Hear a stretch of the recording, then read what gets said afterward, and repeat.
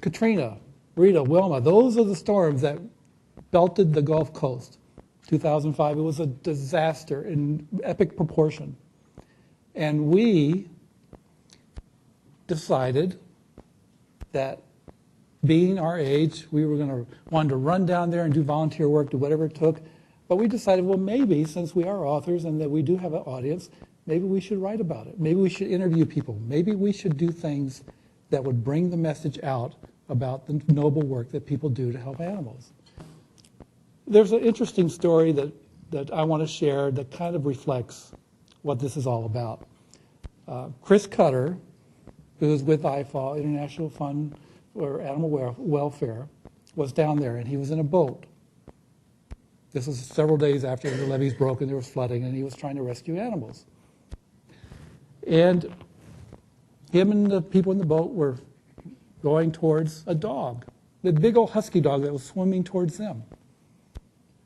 And they, oh, okay, this dog needs to be rescued. We're going to put him in the boat. We're going to take him back. We're going to make sure he's safe.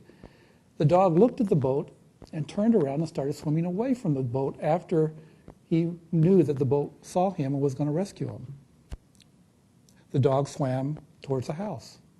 Chris all of a sudden heard another dog bark. The dog got into the house, showed them where this dog was, and the moment they rescued the girlfriend dog, as Chris put it, this big old husky dog was put into the boat, and they all went away, the two dogs and these rescuers. One of the rescuers, she put her hand on the big dog's head and said, "Good boy, you showed us where your girlfriend was." And she jerked her hand away, and it was burning. The toxic muck that dog was swimming in was burning the skin and burning the hair and burned her hand. Yet that dog was going to go back and make sure that other dog was also rescued. There's something more going on. I mean, you see it every day. You see the most amazing things day after day when you're doing your work, and all the people that come in with their pets and all the animals in the farms and all the things that you do day after day.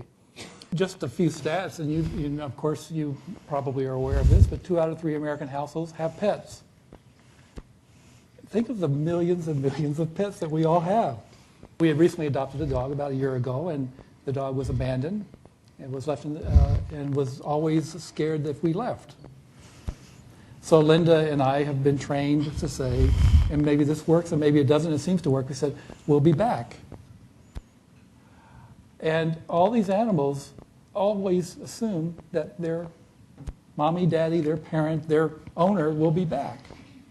Of course, it's gotten to the extreme at our household. Linda left a few moments ago and told me that she'll be back.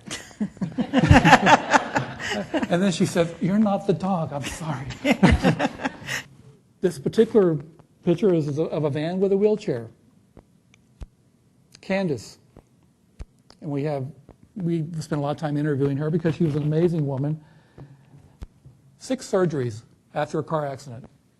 Back surgeries. Pain all the time. Couldn't walk, had to be in a wheelchair. But I want to help the animals. I want to do something. I got to give back.